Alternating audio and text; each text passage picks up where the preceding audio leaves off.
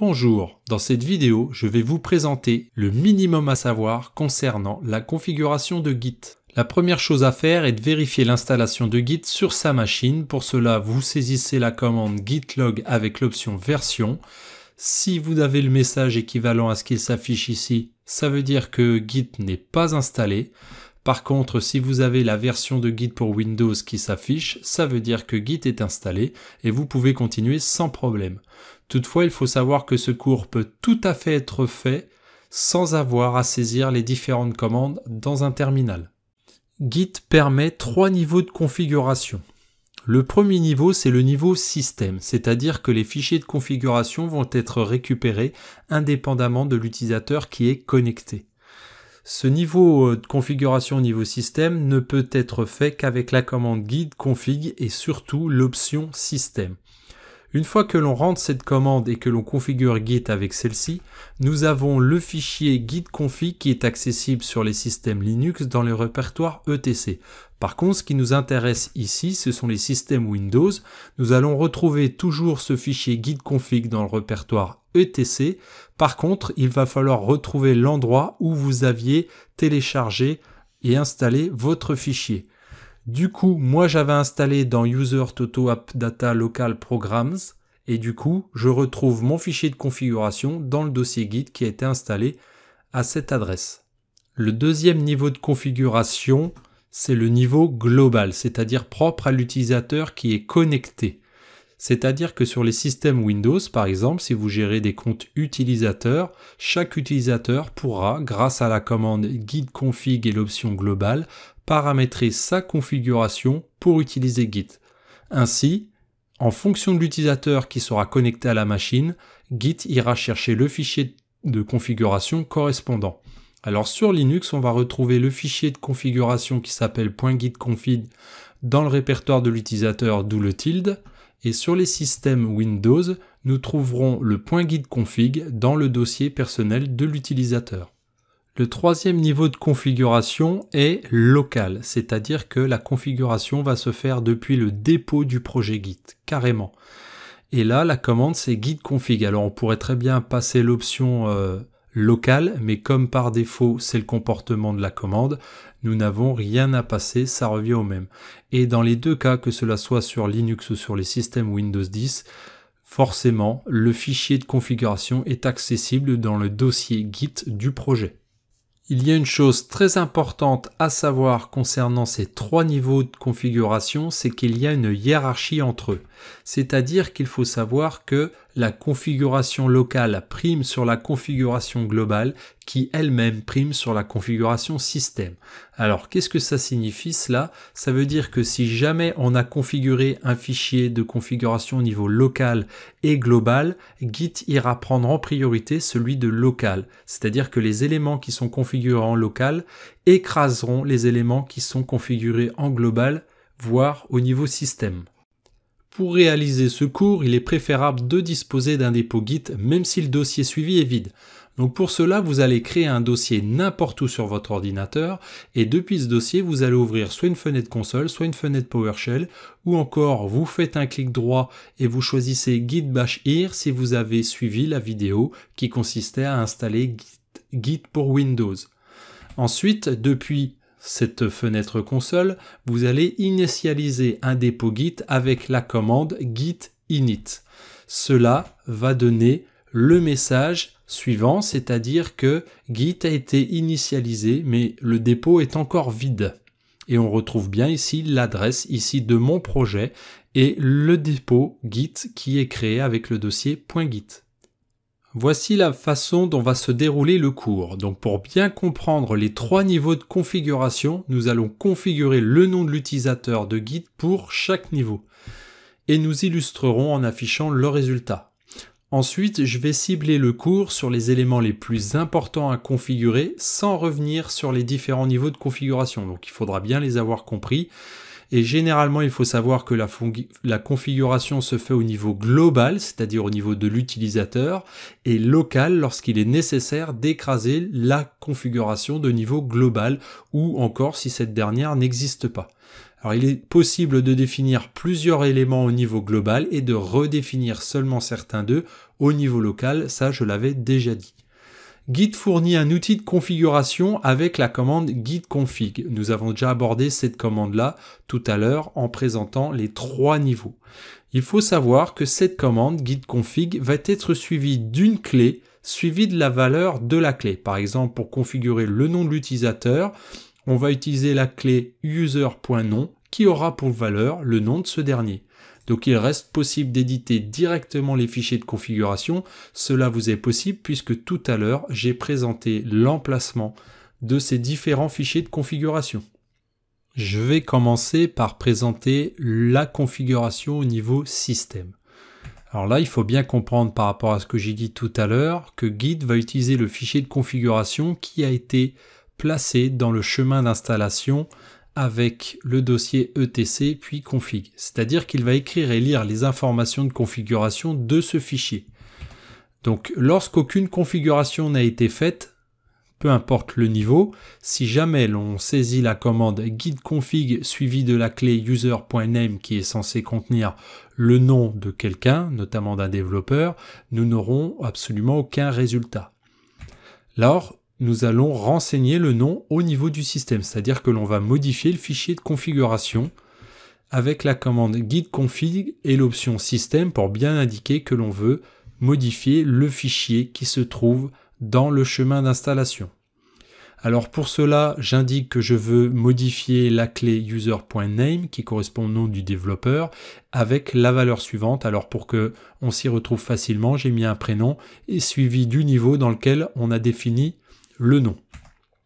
Ensuite, après configuration, si l'on rappelle la commande git config user.name, on voit bien ici qu'on a un utilisateur qui a été configuré au niveau du système.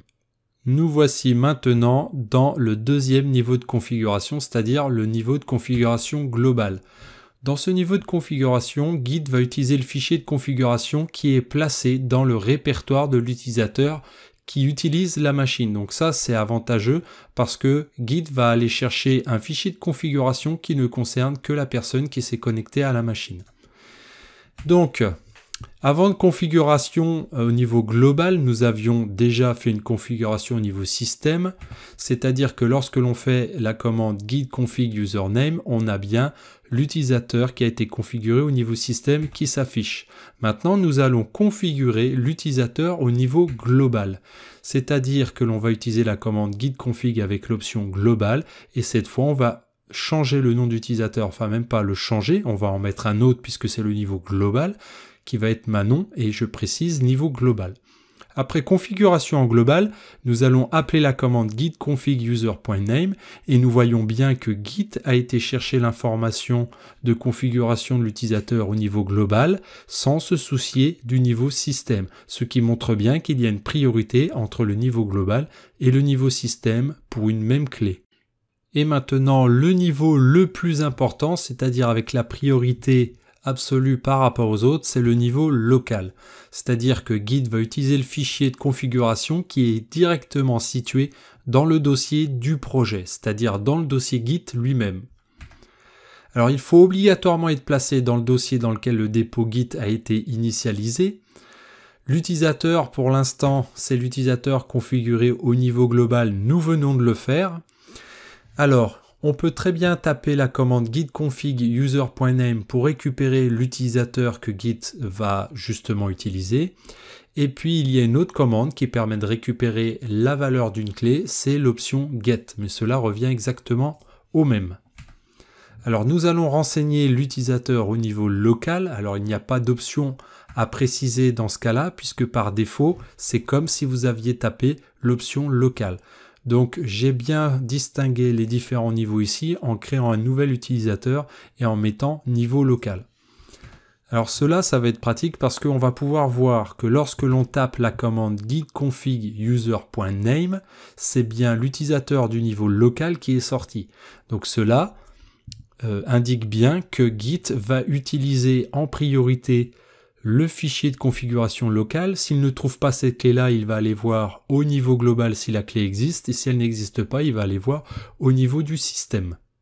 Voici une petite synthèse rapide. Donc je vous rappelle que nous avons vu la configuration au niveau système avec le fichier de configuration qui est placé dans le dossier etc au bout du chemin d'installation de Git pour Windows. Vous avez ici un extrait du fichier justement qui est placé à cet endroit-là et nous voyons la clé qui apparaît, c'est la clé que nous avons créée. C'est-à-dire qu'avant que l'on écrive la commande git config-system, cette clé-là était inexistante dans le fichier. En fait, on aurait pu aller écrire directement nous-mêmes, directement dans le fichier, ces valeurs-là.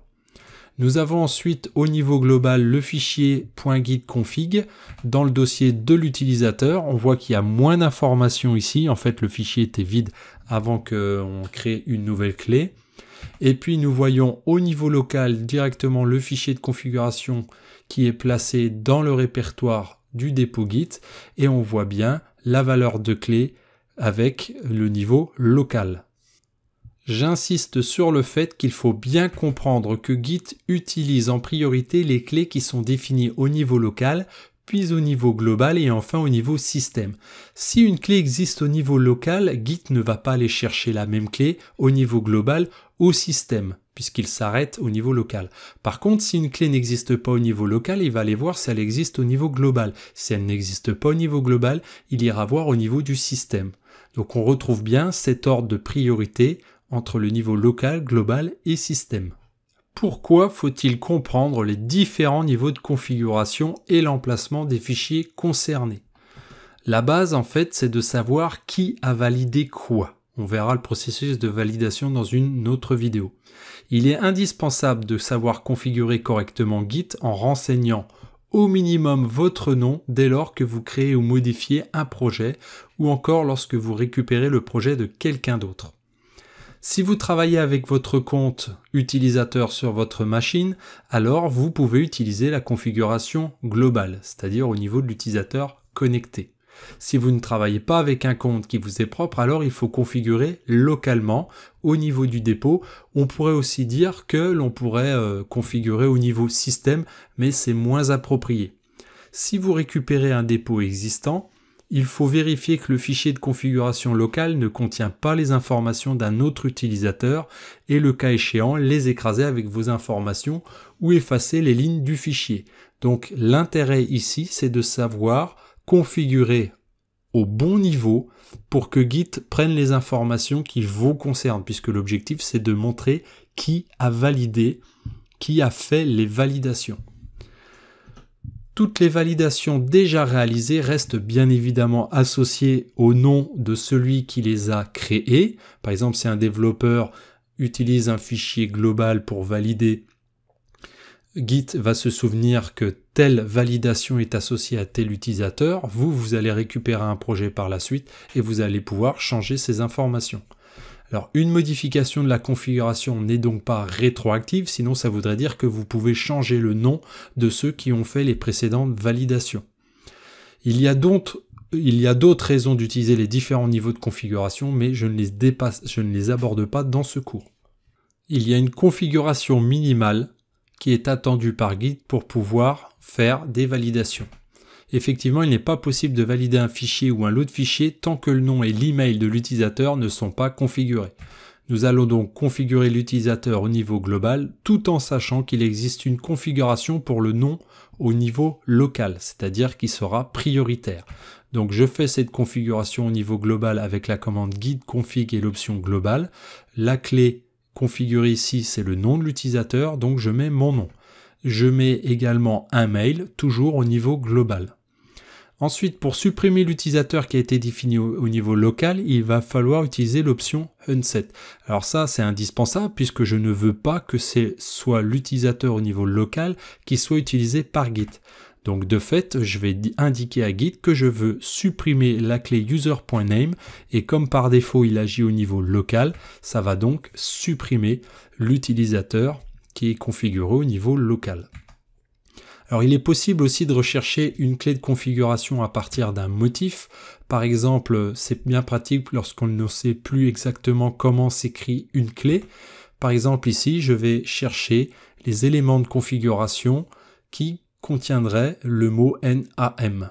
Et ainsi, vous voyez, j'obtiens trois clés pour chaque niveau de configuration. Donc c'est pratique, hein, justement, comme je vous le disais, pour retrouver des clés.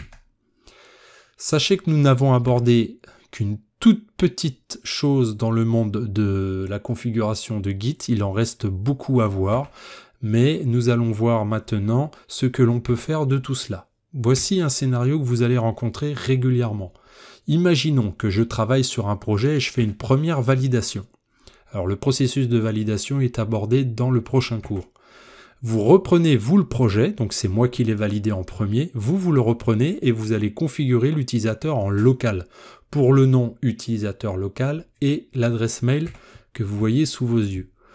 Donc vous allez valider vos modifications, et quand on va regarder l'historique des validations, on voit que lorsque j'avais le projet, c'est moi qui l'ai validé, on voit bien l'auteur, et lorsque vous avez récupéré le projet et que vous avez changé la configuration au niveau local, on voit que c'est vous qui avez validé.